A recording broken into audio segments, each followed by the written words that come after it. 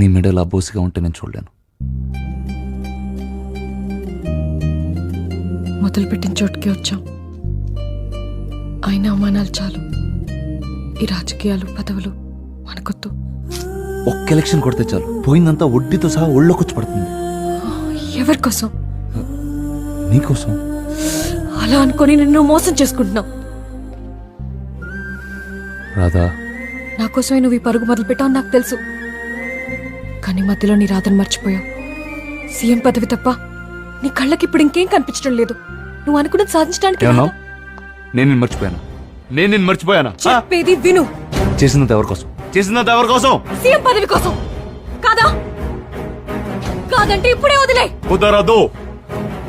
అంటే నీకు రాధ కంటే సీఎం పదవి అనలేదు. సరే, ఇప్పుడు చెప్పు. నీకు నేను కావాలా, సీఎం పదవి కావాలా?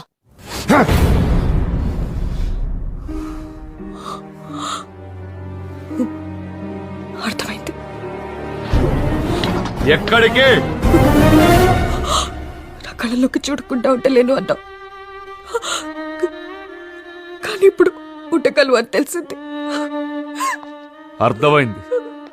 నా డబ్బు ఆస్తి అన్నీ పోయినాయి, అందుకేగా వెళ్తున్నావు.